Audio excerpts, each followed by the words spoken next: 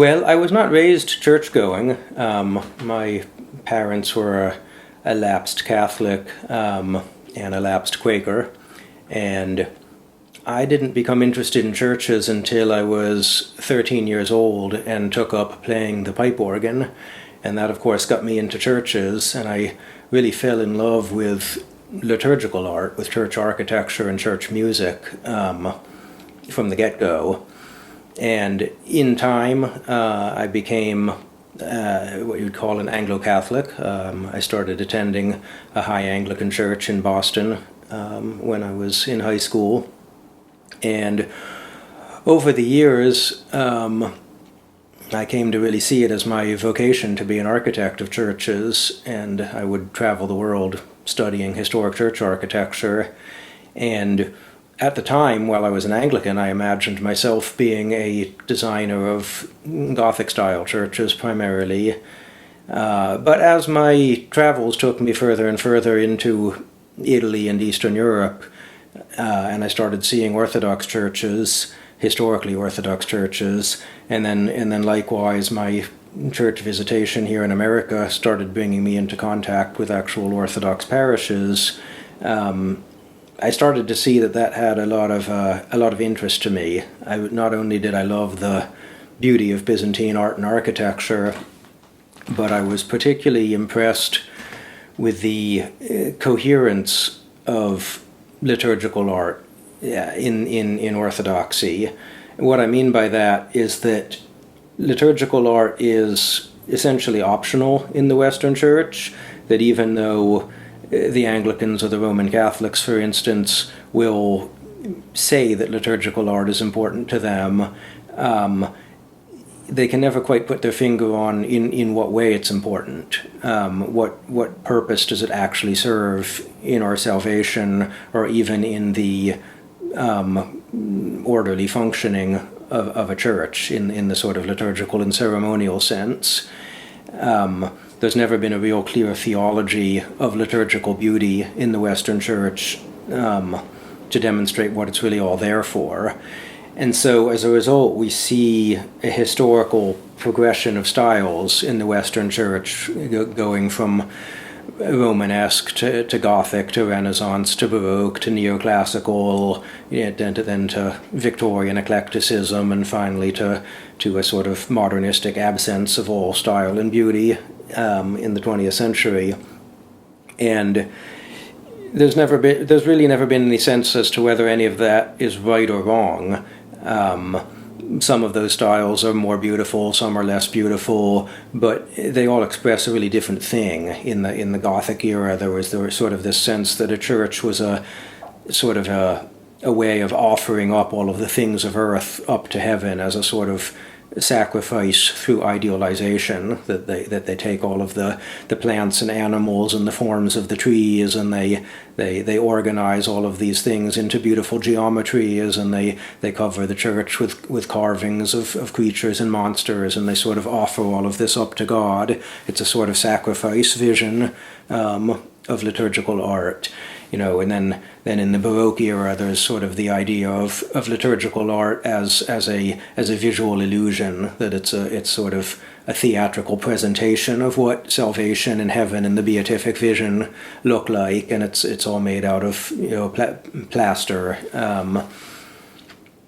It's like a stage set of iconography, and then there's been sort of more intellectualist strains like Renaissance and Neoclassical, where it's a sort of imposition of mathematical and Platonic order onto architecture, a sort of philosopher's idea of religious art.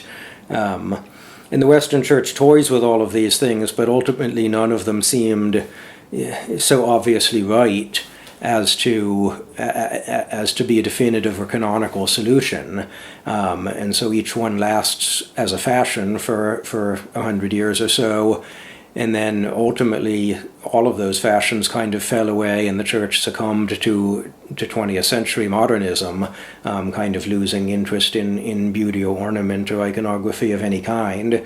Which to me kind of reveals the ultimate failure of the Western Church to have ever seriously addressed the question of liturgical art in the first place.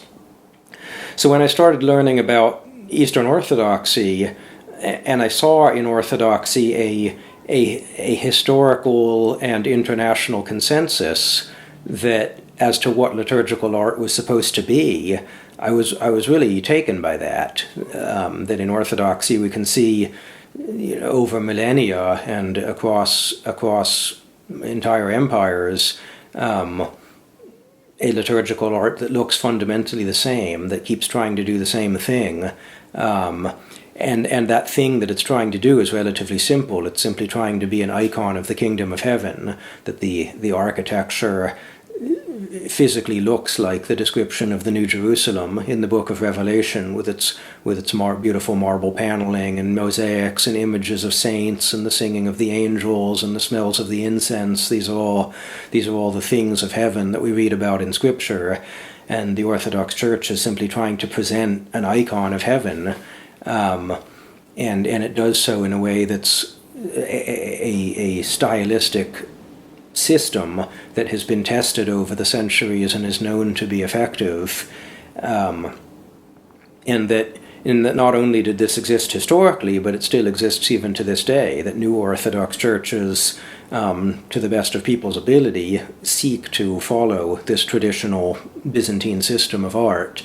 And even among American convert parishes, though they may be culturally impoverished in terms of their ability to really execute this system of liturgical art, at least in their hearts they would like to be able to execute it to the best of their abilities. I saw in Orthodox parishes the desire to have real traditional canonical beauty, but I also saw that they didn't really know where to turn to find that, that there weren't any architects delivering this.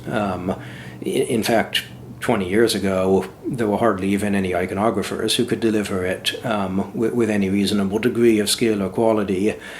So, I kind of fell in love with the beauty of the Orthodox liturgical system, and I also saw this gaping hole that there was a desperate need for artists to fill that demand. So that was what led me to feel that I ought to convert to Orthodoxy. Or at least that I ought to work for the Orthodox Church.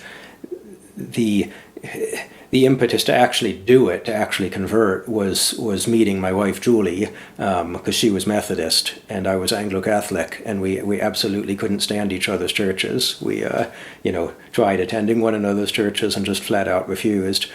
She thought my church was ridiculous. She called it the Monty Python Church, and her church just seemed like a sort of Sunday school meeting with no sense of liturgy at all.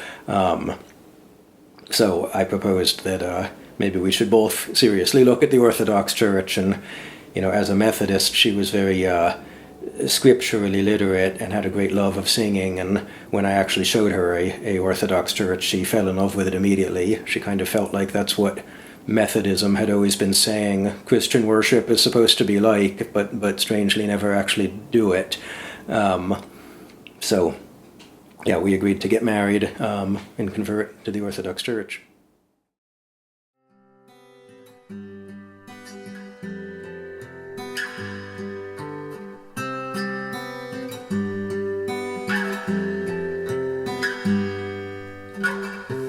Did years burn out those words? Did a voice whisper absurd? Did your mind comprehend and ask if you'd last till the end?